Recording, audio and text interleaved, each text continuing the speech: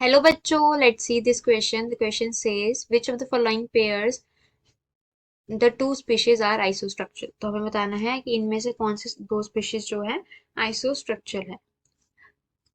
तो इस क्वेश्चन का की कॉन्सेप्ट क्या है? It is hybridization. हाइब्रिडाइजेशन। तो हम वन बाय वन चेक करते हैं। हमें जो कंपाउंड्स गिवन है, सबसे पहले हमारे पास है SO3 2 negative.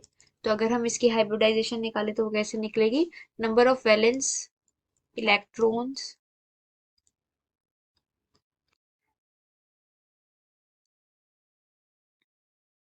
In central atom plus monovalent atom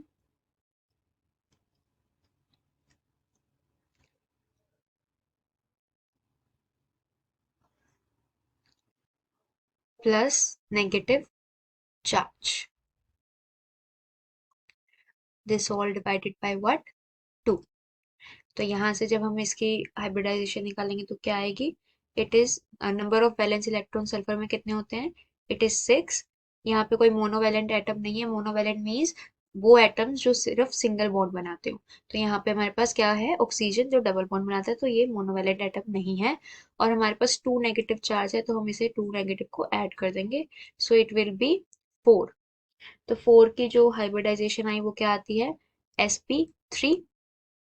that means इसकी जो शेप होगी वो क्या होगी? The shape will be trigonal pyramidal. Shape will be trigonal pyramidal. तो हमारे पास SO3 2 नेगेटिव की शेप क्या आई है? Trigonal pyramidal. अब हम अगला देखते हैं NO3 नेगेटिव की क्या शेप है। तो NO3 की वैलेंस इलेक्ट्रॉन कितने होते हैं नाइट्रोजन के? 5 plus 1 negative charge divided by 2। तो इट विल बी 3। तो ये इसकी जो हाइब्रिडाइजेशन होगी वो क्या हो जाएगी? It will B sp2। तो हमारे पास जो शेप आएगी वो क्या आएगी? It will B trigonal planar.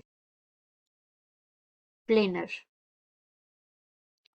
तो ये दोनों जो हैं वो डिफरेंट है, तो इसका मतलब हमारे पास हमारा ये ऑप्शन करेक्ट नहीं है। सो सेकंड पार्ट हमारे पास आता है, it is BF3 and NF3। So BF3, तो BF3 में अगर हम हाइब्रिडाइजेशन निकाले तो बोरोन के पास वैलेंस इलेक्ट्रॉन होते हैं 3। We have 3 monovalent atom divided by 2, so we have 3 which is sp2। तो यहाँ पे भी जो शेप होगी वो क्या होगी? It will B trigonal planar.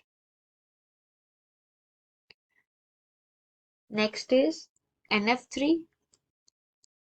So NF3 में वैलेंस इलेक्ट्रॉन हमारे पास कितने हैं? It is 5 plus monovalent atom 3 divided by 2, so it will B 4। तो यहाँ पे जो हाइब्रिडाइजेशन आ गई वो क्या आ गई? sp3। तो जो शेप आएगी वो क्या आएगी? Trigonal pyramid.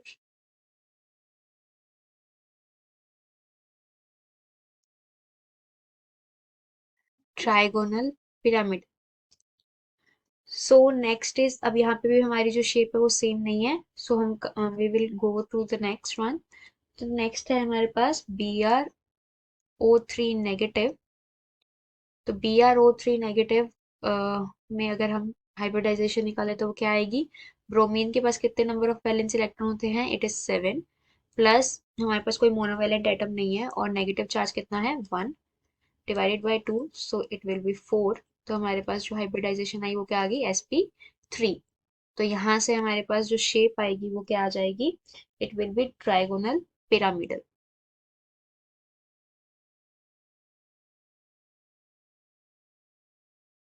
तो शेप इज ट्राइगोनल पिरामिडल।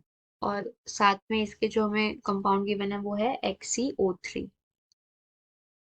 तो यहाँ पे भी जब हम निकालते हैं तो जिनोन में कितने valence electron? It is 8 divided by 2, क्योंकि हमारे पास कोई मोनोवेलेंट एटम भी नहीं है और कोई चार्ज भी नहीं है, तो it will B 4 and again sp3। तो इसकी भी जो शेप है वो क्या होगी? It will B trigonal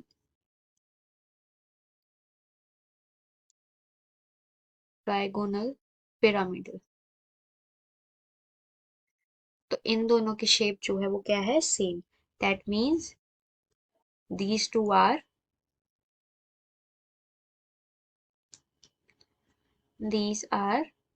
आइसोस्ट्रक्चरल। तो ये दोनों क्या है, ये आइसोस्ट्रक्चरल है। हम एक बार फोर्थ पार्ट के भी देख लेते हैं। फोर्थ में हमें गिवन है SF4, तो इसका निकालेंगे तो it will B 6 plus monovalent atom है 4 divided by 2, so it will B 5। हमारे पास जो हाइब्रिडाइजेशन आएगी वो आएगी sp3d। और इसकी शेप क्या हो जाएगी, इसकी शेप हो जाएगी, क्योंकि हमारे पास 5 जो है वो स्टेरिक नंबर है और 4 ही एटम्स है, तो इसकी शेप हो जाएगी seesaw. It will be seesaw. Similarly अगर हम निकालें किसका, XeF4 का, तो it will be 8 plus 4 divided by 2, तो हमारे पास आ जाएगा 6। तो यहाँ पे हमारे पास जो हाइब्रिडाइजेशन आ जाएगी वो क्या आ जाएगी, sp3d2। तो यहाँ पे हमारे पास जो शेप होगी वो क्या होगी, it will B square planar, क्योंकि यहाँ पे जो एटम नंबर ऑफ एटम है वो 4 है, तो यहाँ पे 2 लोन पेयर होंगे और we will get a square planar shape. So our correct option will be C. These both have trigonal pyramidal shape. Hope you understood it well. Best of luck.